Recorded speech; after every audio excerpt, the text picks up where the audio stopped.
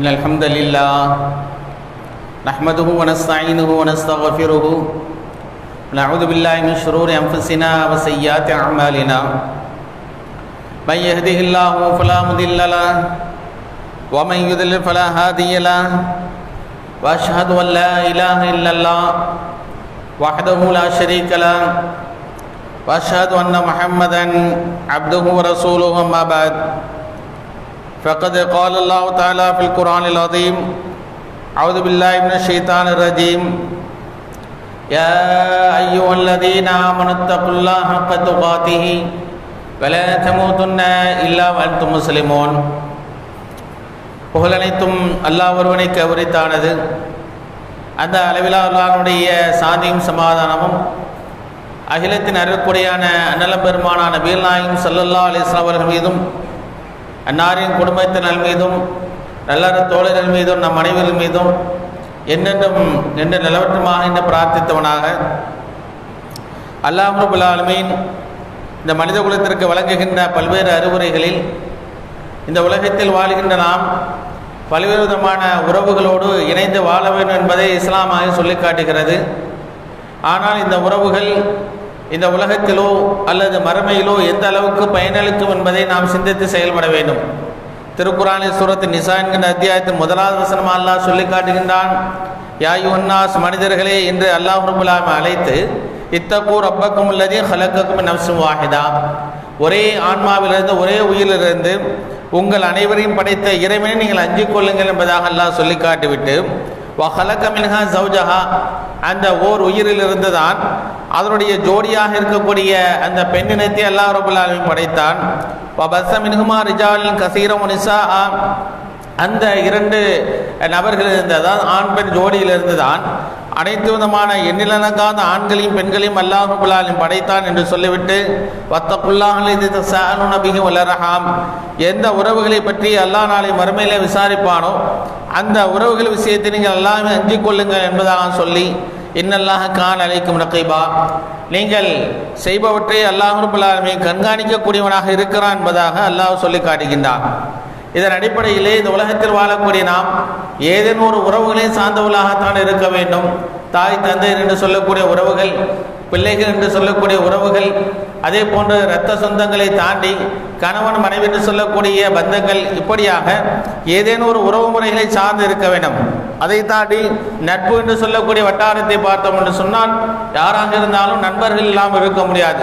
இது ஆண்களாக இருந்தாலும் சரி, பெண்களாக இருந்தாலும் சரி, நட்பை தவிர்த்து விட்டு உலகத்தில் வாழவே முடியாது. தன்னந்தனியாக நான் ஒருத்தன் இருப்பேன், எனக்கு யாரும் தேவையில்லை, எனக்கு குடும்பம் தேவையில்லை, உறவுகள் தேவையில்லை என்று யாரும் என்ன செய்ய முடியாது, தனியாக யாரும் இருக்க முடியாது. ஆக உறவுகளை சார்ந்து இருக்க வேண்டும், நட்புகளை சார்ந்து இருக்க வேண்டும் என்பதை இஸ்லாமாகிறது அழகாக வலியுறுத்துகிறது. ஆனால் இந்த நட்புகளும் உறவுகளும் எந்த அளவுக்கு பயனளிக்கும் என்பதை ஒவ்வொரு சிந்தித்து பார்க்க வேண்டும். இந்த உறவுகள் எல்லாம் உலகத்தில் பயனளிக்கலாம். நமக்கு ஏதேனும் பிரச்சனை என்று சொன்னால் உதவுவதற்கு சகோதரர்கள் வருவார்கள், பெற்றோர்கள் வருவார்கள், நம்முடைய பிள்ளைகள் நமக்கு உதவுவதற்காக வருவார்கள், நம்முடைய நண்பர்கள் வருவார்கள். இவைகள் அனைவரும் மறுமையிலே ஏதேனும் பயனளிப்பார்களா? மறுமையிலே நமக்கு ஏற்படுகின்ற வேதனையிலிருந்து நாளை மறுமையிலே அல்லாஹ்வுடைய திறமை காப்பாற்றுவார்களா என்பதை நாம் சிந்தித்து பார்த்தோம் என்று சொன்னால் நிறைய வாய்ப்புகளை பார்த்தோம் என்று சொன்னால் திருக்குர்ஆனின் வசனங்களை அல்லாஹ் சொல்லி காட்டுகின்றான். அதிகமான நபர்கள் அதிகமான உறவுகளாகிறது மறுமையில் யாருக்கும் எந்த பயனும் அளிக்காதும் என்பதை அல்லாஹ் ரப்பல் ஆலமீன் திருமறையிலே திட்டவட்டமாக சொல்லி காட்டுகின்றான். மறுமை நாள் நிகழ்வை நம் கண் முன்னால் அல்லாஹ் சொல்லி காட்டுகின்றான். ஃபைதா நுஃபிக பிஸ்ஸூர், நாளை மறுமையிலே இரண்டாவது சூர் என்று சொல்லக்கூடிய அந்த சூராகிறது ஊதப்படும்.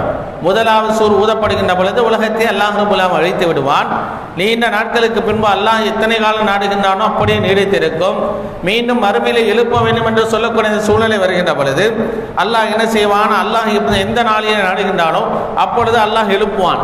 எழுப்புகின்ற பொழுது ஃபலா அன்சாப பைனஹும் வலா யதஸாஅலூன், அவர்களுக்கு மத்தியிலே எந்த விதமான உறவுகளும் இருக்காது. தந்தை இருப்பார்கள், மகன் இருப்பான், கணவன் மனைவி இருப்பார்கள், பிள்ளைகள் இருப்பார்கள், நண்பர்கள் இருப்பார்கள், யாராக இருந்தாலும் சரி எந்த விதமான உறவுகள் நாளை மறுமையிலே கொண்டாட முடியாது. வலா யதஸாஅலூன், ஒருவரை ஒருவர் விசாரித்துக் கொள்ளவே முடியாது என்பதால் அல்லாஹ் சொல்லி காட்டினான். என்று நாம் உறவுகளும் மற்றவரை விசாரிப்போம், எப்படி இருக்கிறேன்னு கேட்போம். நண்பர்கள் மற்ற நண்பர்களை விசாரிப்போம், சொந்த பந்தங்களை விசாரிப்போம், நலம் விசாரிப்போம், சாப்பிட்டீங்களான்னு கேட்போம், உடல் நலத்தை விசாரிப்போம். இது எந்த விதமான விசாரிப்பும் இருக்காது. இந்த உலகத்திலே ஒரு மனிதனை நாம் புறக்கணிப்பதாக நினைப்பாங்க. நமக்கு கவனிக்காமல் இருந்திருப்போம், அவர் சொல்லுவாங்க என்ன எனக்கு கவனிக்கல, என்ன கேட்கல என்று கோபித்துக் கொள்ளக்கூடிய ஒரு சூழ்நிலை இந்த உலகத்தில் இருக்கலாம். ஆனால் மறுமையிலே யாரும் எந்த விதமான பயனும் அளிக்க முடியாத ஒரு சூழ்நிலையாக நாளை மறுமையினால் மாறும் என்பதை அல்லாஹ் ரப்பல் ஆலமீன் திட்டவட்டமாக பல்வேறு வசனங்களில் அல்லாஹ் சொல்லி காட்டுகிறான். அந்த உறவுகள் எப்படி இருக்கும்? அல்லாஹ் ரப்பல் ஆலமீன் திருமறையிலே பல்வேறு விதமான அத்தியாயங்கள் அல்லாஹ் சொல்லி காட்டுகிறான். சூரத்துல் மஆரிஜ் என்கின்ற அத்தியாயத்தில் அல்லாஹ் ரப்பல் ஆலமீன் சொல்லி காட்டுகின்ற பொழுது இந்த மனிதனுடைய நிலை எவ்வாறு இருக்கும், நாளை மறுமையிலே கியாமத்து நாளிலே இவனுடைய செயல்பாடுக்கு தகுந்த மாதிரி இவனுடைய நிலைமை இருக்கும் என்பதை அல்லாஹ் சொல்லி காட்டுகின்ற பொழுது திருமறை அல்லாஹ் சொல்லி காட்டுகின்றான். 80வது அத்தியாயம் மஆரிஜிலே 33வது வசனத்திலிருந்து தொடக்கத்திலும் அல்லாஹ் ரப்பல் ஆலமீன் சொல்லி காட்டுகின்றான். ஃபைதா ஜாஅத்திஸ் சாஹா, அதாவது சூரத் அபஸ் என்கிற அத்தியாயத்தில் சொல்லி காட்டுகின்றான். யௌம யஃபிர்ருல் மர்உ மின் அஹி, ஒரு மனிதன் தன்னுடைய சகோதரனை விட்டு விரண்டு ஓடுவான். இன்னைக்கு சகோதரன் தான் மிக முக்கியம், சகோதரன் இல்லாமல் முடியாது. இந்த ஒரு அண்ணன் தம்பி ஏதாவது பிரச்சனைன்னு சொன்னால் கொடுக்கல் வாங்கல ஏதானும் உதவுவது யார்? சகோதரர்கள் இருப்பாங்க, காசு பணம் கொடுப்பாங்க, அவருடைய பிரச்சனைகளை தீர்த்து வைக்கக்கூடியவர்களாக இருப்பாங்க. அந்த நபர் என்ன செய்வான்? நாளை மறுமையிலே சகோதரனை விட்டு ஓடுவான். உம்மிகி, தன்னை பெற்றெடுத்த தாயை விட்டு ஓடுவான். தாய் பிள்ளை என்ற உறவாகிறது இஸ்லாத்தில் மிக வலியுறுத்தப்பட்ட ஒரு உறவாக இருக்கிறது.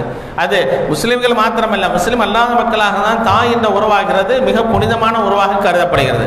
அதே போன்று ஏனைய ஜீவராசியில் உயிரினங்களாக இருந்தாலும் சரி, ஒரு சாதாரண ஒரு ஆடுகளாக இருந்தாலும், கால்நடைகளாக இருந்தாலும் சரி, ஒரு பறவைகளாக இருந்தாலும் சரி, தாய் குழந்தை என்று சொல்லக்கூடிய இந்த பிள்ளை என்ற உறவு இருக்கிறது, அது மிக முக்கியமான உறவாக இருக்கிறது. அப்படிப்பட்ட தொப்புள் கொடி உறவாக இருக்கக்கூடிய இந்த தாய் பந்தம் இருக்கிறது. தன்னுடைய பெற்றெடுத்த தாய், தன்னை பாலூட்டி சீராட்டி வளர்த்த தாய், 10 மாதம் கருவிலே சுமந்திருந்த தாயை பார்த்து ஒரு மனிதன் விரண்டு ஓடக்கூடிய நிலைமை ஏற்படும். வபிஹி, தன்னுடைய தந்தை விட்டு விரண்டு ஓடுவான். தந்தை என்பதும் இஸ்லாத்தில் மிக முக்கியமான ஒரு அம்சமாக இருக்கிறது. தந்தையாக இருக்கக்கூடியவர் அந்த பிள்ளைக்காக வேண்டிய குடும்பத்திற்கான பாடுபடக்கூடியவராக இருப்பார். தந்தையை பொறுத்தவரை ஒரு சுயநலவாதியாக எப்பொழுதும் இருக்க மாட்டார். தாய் என்பவர் எந்த அளவுக்கு இந்த இஸ்லாத்தில் வலியுறுத்தப்பட்ட மிக முக்கியமான புனிதமான உறவோ, அதே போன்று தந்தை என்ற உறவு இஸ்லாத்திலே மிக வலியுறுத்தப்பட்ட ஆழமான உறவாக இருக்கிறது. எந்த அளவுக்கு என்று சொன்னால், தந்தை அவருக்காக வேண்டி வாழ்வதில்லை, தன்னுடைய மனைவிக்காக வாழ்வார், தன்னை பெற்றெடுத்த பெற்றோர்களுக்காக வாழ்வார், தன்னுடைய குழந்தைகளுக்காக வேண்டி வாழ்வார். தான் மாத்திரம் மகிழ்ச்சியாக இருக்க வேண்டும் என்று இல்லாமல், தான் கஷ்டப்பட்டாலும் பரவாயில்லை, நாம் நல்ல உணவுகளை சாப்பிடாவிட்டாலும் பரவாயில்லை, நாம் நல்ல உடுப்புகள் உடுத்தாவிட்டாலும் பரவாயில்லை, என் குடும்பம் நல்லா இருக்கும், என் மனைவி மக்கள் நன்றாக இருக்க வேண்டும், என்னுடைய பெற்றோர்கள் நன்றாக இருக்க வேண்டும் என்பதாக அந்த உறவுகளை பேணிடக்கூடிய தந்தை இருந்தாரே, நம்மை சுமந்து தோளிலே சுமந்து வளர்த்தார் அல்லவா, நமக்கு நல்ல கல்வியை புகட்டியவர், நல்ல வசதி வாய்ப்புகளை ஏற்படுத்தி என் பிள்ளை நல்லா வரணும் என்பதற்காக வேண்டி ஒரு தந்தை எவ்வளவு பாடுபடுகிறார். நல்ல கல்லூரியிலே சேர்க்க வேண்டும், நல்ல ஒழுக்கமுள்ளவர்களாக இருக்க வேண்டும் என்பதற்காக பாடுபடக்கூடிய அந்த மிக முக்கியமான பொறுப்பு இருக்கிறது, தந்தைக்கு இருக்கிறது. அப்படிப்பட்ட தன்னுடைய தந்தை விட்டு விரண்டு ஓடக்கூடிய சூழ்நிலை ஏற்படும். அடுத்த உறவு எல்லாம் சொல்லி காட்டுகின்றான். அவனுடைய மனைவியை விட்டு விரண்டு விடுவான். மனைவி என்கின்ற சொந்தமாக உறவாகிறது மிக முக்கியமான உறவாக இருக்கிறது. இஸ்லாத்திலே வலியுறுத்தப்பட்ட அந்த திருமணம் என்று சொல்லக்கூடிய உறவின் மூலமாக எங்கோ ஒரு இருக்கக்கூடிய ஒரு பெண்மணியை திருமணம் முடிக்கின்றான். அல்லாஹ் ரப்பல் ஆலமீன் அந்த இருவருக்கு மத்தியில் அன்பையும் நேசத்தையும் ஏற்படுத்துகின்றான், கனிமை ஏற்படுத்துகின்றான். அப்படிப்பட்ட கணவன் மனைவி என்று சொல்லக்கூடிய உறவு இருக்கிறது இஸ்லாத்தில் மிக மிக புனிதமான உறவாக இருக்கிறது. அப்படிப்பட்ட மனைவி இந்த கணவனுக்காக எல்லாவற்றையும் தியாகம் செஞ்சுட்டு வரா, சொந்த வீட்டை விட்டுட்டு வரா, உறவுகளை விட்டுட்டு வரா, வசதியான வீடாக இருந்தாலும் சரி, தன்னுடைய கணவன் தான் முக்கியம் என்பதாக கணவனுக்காக வேண்டி தியாகம் செய்யக்கூடிய, அர்ப்பணம் செய்யக்கூடிய மிக உயர்வான எண்ணம் கொண்டவராக ஒரு பெண்மணி வருகிறாள். கணவனை நம்பி வருகிறார். வரக்கூடிய அந்த பெண்மணி இருக்கிறாரு, இவனுக்காக எல்லா விதமான தியாகங்களையும் செய்கிறான். இவனுடைய வாரிசுகளை தன்னுடைய வயிற்றில் சுமக்கின்றான். இந்த குடும்பத்திற்கான எல்லா விதமான சிரமங்களையும் சுமக்கக்கூடியவளாக இருக்கிறார். இப்படிப்பட்ட அந்த மனைவி இருக்கிறாரே, இப்படிப்பட்ட மனைவியை விட்டு வினை செய்வான், விரண்டு விடுவான். அடுத்ததா அல்லாஹ் சொல்லி காட்டுகின்றான், ஓ பனிஹி, அவன் பெற்றெடுத்த பிள்ளை இருக்கிறான் அல்லவா, இந்த பிள்ளை என்கின்ற அந்த உறவு இருக்கிறது அல்லவா, பிள்ளை என்ன செய்வான், தன்னை விட்டு, அதாவது பெற்றோரை விட்டு விரண்டு ஓடக்கூடிய ஒரு சூழ்நிலையாக ஏற்படும் என்று சொல்லிவிட்டு லிகுல்லி இம்ரிஇன் மின்ஹும் யௌமஇதின் ஷஅனுன் யுக்னிஹி, நாளை மறுமை நாளில் அவருடைய நிலைமை எவ்வாறு இருக்கும் என்று சொன்னால், ஒவ்வொருவருக்கும் அவர்களுடைய நிலைமை என்பது மிக மோசமாக இருக்கும். அவருடைய நிலைமை தன்னைத்தானே காப்பாற்றினா போதும், தன்னுடைய பிரச்சனை தீர்ந்தால் போதும் என்கின்ற அளவுக்கு அவருடைய சூழ்நிலையாக இது மாறிவிடும் என்பதை அல்லாஹ் ரப்பல் ஆலமீன் மிக திட்டவட்டமாக தெளிவாக சொல்கிறான்னு சொன்னார். மறுமையிலே எது பயனளிக்கும்? இந்த உறவுகள் பயனளித்ததா? அவனுடைய சிரமங்களை போக்குவதாக இந்த உறவுகள் இருந்ததா? நீ உலகத்தில் உதவலாம், உலகத்தில் காசு பணம் கொடுக்கலாம், நாளை மறுமையிலே யௌமலா யன்ஃபஉ மாலுன் அல்லாஹ் தெளிவாக சொன்னான், உன்னுடைய பொருளாதாரம் பயனளிக்காது. வலாமனூன் நீங்கள் பெற்றெடுத்த குழந்தைகள் பயனளிக்க மாட்டார்கள். இல்லாமன் அத்தல்லாஹ் பிகல்பின் சலீம் நிம்மதியான மகிழ்ச்சியான உள்ளத்தோடு யார் நாளை மறுமையிலே அல்லாஹை சந்திக்கின்றாரோ அந்த நபரை தவிர வேறு யாருக்கும் எதுவும் பயனளிக்காது என்று சொல்லக்கூடிய அந்த நிலையில் இருக்கக்கூடிய அந்த உறவுகளையும் அந்த சொந்தங்களை பந்தங்களை நாம் இவ்வாறு நாம் அணுகின்றோம். இந்த உலகத்தில் யார் உதவுனாலும் சரி, எப்படி இருந்தாலும் சரி, அவர் மறுமையிலே பயனளிப்பார்களா என்பதை நாம் சிந்தித்து பார்த்தோம் என்று சொன்னால் நிறைய நபர்களுக்கு பயனளிக்காத உறவுகளாக தான் இருக்கிறது என்பதை அல்லாஹ் சொல்லி காட்டுகின்றான். அதே போல நான் மறுமுடைய அதே கியாமத்தினுடைய உறவுகளை சொல்றான், அது எப்படிப்பட்ட சிரமமான நிலைமையாக இருக்கும் தெரியுமா என்று அல்லாஹ் சொல்லி காட்டிவிட்டு அல்லாஹ் சொல்றான், தஅருஜுல் மலாயிகத்து வர்ரூஹு இலைஹி ஃபீ யௌமின் கான மிக்தாரு 50 அல்ஃப ஸனா 50,000 வருடங்களுக்கு நிகரான ஒரு நாள் நாளை மறுமையுடைய நாளை அல்லாஹ் சொல்றான். ஒரு நாள் ஒரு சிரமமான ஒரு நேரம் சொன்னால் அந்த நேரம் எப்பொழுது கழியும் என்று நம்ம நினைப்போம். இந்த துன்பம் ஒழியாதான், இந்த சிரமங்கள் நீங்காதான் என்று ஒரு மனுஷன் நினைப்பான். ஆனால் அந்த ஒற்றை நாள் கூட 50,000 வருடங்களுக்கு ஈக்குவலாக இருக்கக்கூடிய ஒரு நாளாக இருக்கும் என்று சொன்னால் எவ்வளவு மோசமான ஒரு நிகழ்வாக மனிதனுக்கு இருக்கும் என்று சொல்லிவிட்டு அல்லாஹ் சொல்லி காட்டுகின்றான், இன்னஹும் யரவுனஹு பஈதா நபி அவருக்கு அல்லாஹ் சொல்லி காட்டுகின்றான், அந்த நாள் எப்போவோ ஏற்படும், ரொம்ப தூரம் ரொம்ப லாங்காக இருக்கும் என்பதாக நினைக்கின்றார்கள். வனராகம் கரீபா நான் சொல்றேன் மிக சமீபமாக இருக்கிறது என்று சொல்லிவிட்டு அந்த நாளுடைய நிகழ்வு அல்லாஹ் சொல்றான். அந்த நாளிலே வானங்கள் உருக்கப்பட்டது உலோகத்தை போன்று மாறிவிடும், மலைகள் சாயம் பூசப்பட்ட கம்பளி போன்று பறந்துவிடும் என்று சொல்லிவிட்டு அடுத்த வசனத்தை சொல்றான், எந்த நண்பனும் மற்றொரு நண்பனையும் விசாரிக்கவும் மாட்டான். விசாரிக்க வரக்கூடியமா? ஒரு வாட்ஸ்அப்பில் ஒரு செய்தி அனுப்பிட்டா பதில் சொல்லணும்னா எவ்வளவு கோபம் வருகிறது, ஒரு செய்தி அனுப்பிட்டு ஒரு ஃபோன் அடித்து ரிப்ளை பண்ணனா எவ்வளவு வருத்தப்படுகிறான். அந்த உலகத்தில் எந்த விதமான பயனளிக்காத அந்த நாளிலே ஒரு நண்பன் பாப்பானா அல்லாஹ் தொடர்ச்சியாக சொல்கிறான், விபஸ்ஸருனும் அவனுக்கு கண்களாம் நண்பன் தெரியும், நண்பன் தான் தெரியும், ஒன்றாக படித்தவன் ஒன்றாக பழகியவன் ஒன்றாக ஊர் சுற்றியவர்கள் எல்லா விதமான சுகதுக்களையும் கலந்து கொண்ட அந்த உறவிற்கு அந்த நட்பு என்ற உறவாகிறது. அந்த நண்பனை அவன் பார்த்தாலும் கூட அவன் என்ன செய்ய மாட்டான், மறுமையிலே பேச மாட்டான் என்று சொல்லிவிட்டு அல்லாஹ் தொடர்ச்சியாக சொல்லிக்காட்ட, எவத்துல் முஜ்ரிமு யாருக்கு இந்த சிரமம் ஏற்படும், யாருக்கு இது போன்ற நிலைமை ஏற்படும், பயனளிக்காத உறவுகள் என்பதை எல்லாம் சொல்லி காட்டுகின்ற பாவிகள் தான் என்று அல்லாஹ் சொல்றான். குற்றவாளிகள் அல்லாஹ்வை மறுத்து மறுமையை மறுத்து இந்த உலகம் தான் கதி என்று வாழ்ந்த மக்கள் இருக்கிறார்களே, தொழுகையை மறந்தவர்களாக இருக்கிறார்களே, அல்லாஹ்வும் அல்லாஹ்வுடைய தூதருக்கும் தான் கட்டுப்பட்டு நடக்க வேண்டும் என்று சொல்லக்கூடிய இந்த கொள்கையை விட்டு மாறி நடந்தார்களே, அப்படிப்பட்ட குற்றவாளி நிலைமையை தான் அல்லாஹ் சொல்லிவிட்டு லவ் யஃப்ததி மின் அதாபி யௌமின் பனி அந்த நாளுடைய சிரமத்தை விட்டு தன்னை காப்பாற்றிக் கொள்வதற்காக வேண்டிய ஏதேனும் ஈடு கொடுக்கணுமா இல்லையா? அதற்கு பரிகாரம் எதுவும் செய்யணுமா இல்லையா? என்ன கொடுப்பான்? காசு இருக்குமா, பணம் இருக்குமா, வசதி வாய்ப்புகள் அந்தஸ்து எதுவுமே இல்லாத சூழ்நிலை அவன் சொல்வானா, இறைவா என் மகனை எடுத்துக்கொள், என் பிள்ளைகளை எடுத்துக்கொள், சாஹிபத்தி என் மனைவியை பகரமாக எடுத்துக்கொள், என்னுடைய உறவுகளாக இருக்கக்கூடிய இரத்த சொந்த உறவு தொப்புள் கூடிய உறவு இருக்கிறான் என்னுடைய சகோதரன் அவனையானாலும் எடுத்துக்கொள், என்னை அரவணைத்து காத்த எத்தனை உறவுகள் இருந்தாலும் இறைவா நீ எடுத்துக்கொள் என்று சொல்லிவிட்டு அடுத்த வசனம் சொல்வான், உலகத்தில் உள்ள அத்தனை பேர் எடுத்துக்க, கோடான கோடி மக்கள் இருந்தாலும் சரி, நான் குற்றவாளியாக இருக்கிறேன், நான் சிரமத்தில் இருக்கிறேன், இந்த வேதனையிலிருந்து நான் காப்பாற்றப்பட வேண்டும் என்று சொன்னால் நீ யாரை வேண்டாலும் எடுத்துக்கொண்டு என்னை விட்டுவிட இறைவா என்ற நாளை மறுமையிலே கருதக்கூடிய அளவுக்கு இந்த நிலைமை இருக்கும்னு சொன்னால் என்ன பயனளித்தது? உறவுகள் பயனளித்ததா? சொந்த பந்தங்கள் பயனளித்தார்களா? வசதி வாய்ப்புகள் பயனளித்ததா? எதுவும் பயனளிக்காத மறுமையிலே என்று நாம் யோசித்து பார்த்தோம்னு சொன்னால் இந்த உலகத்தினுடைய செயல்பாடு என்ன இருக்கிறது? நடிச்சதுக்கு யாராவது உதவுவாங்க?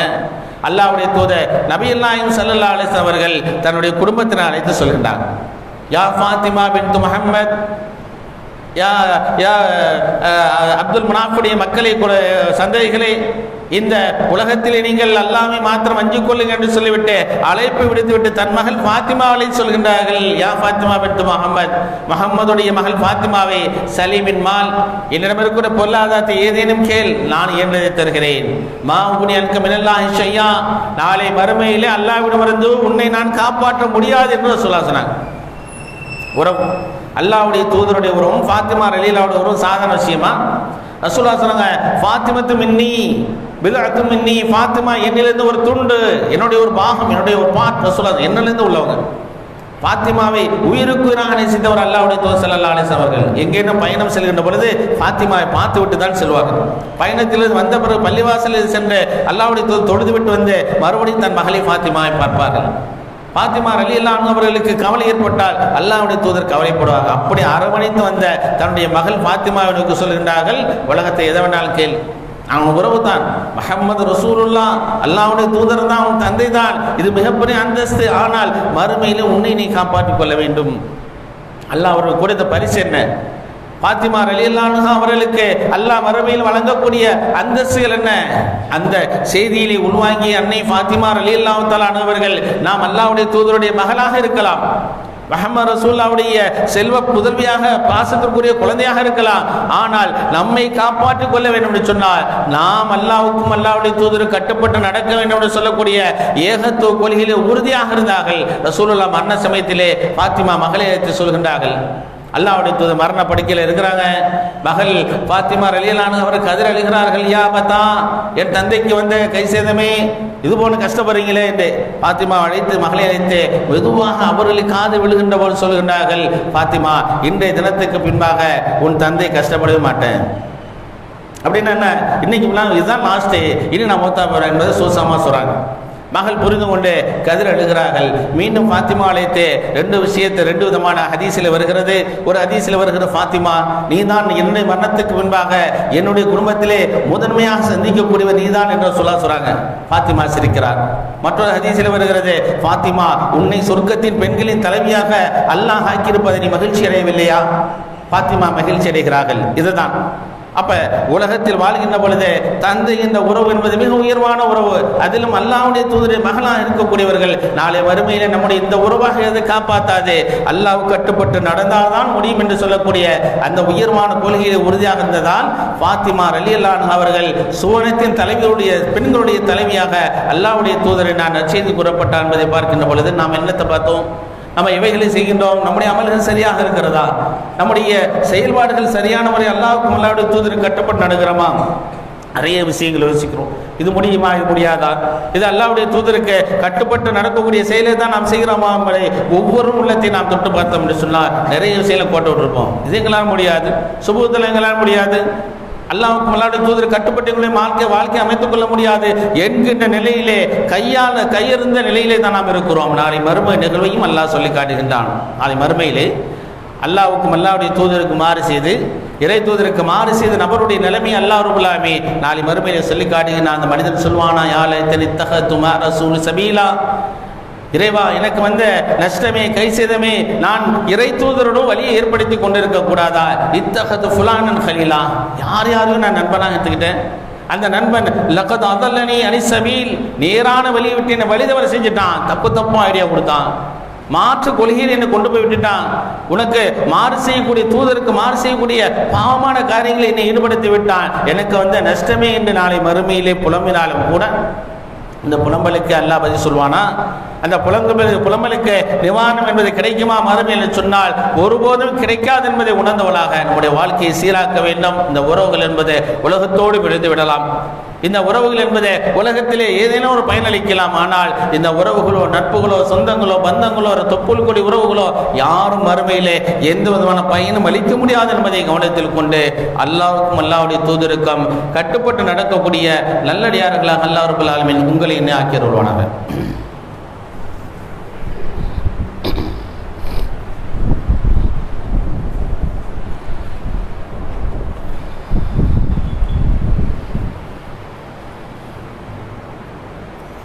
எல்லாம் வல்ல அல்லாஹ் நல்லடியார்களே, இந்த உலகில் வாழ்கின்ற பொழுது இருக்கக்கூடிய உறவுகளும் சொந்தங்களும் நாளை மறுமையிலே எந்த விதமான பயனும் அளிக்காது.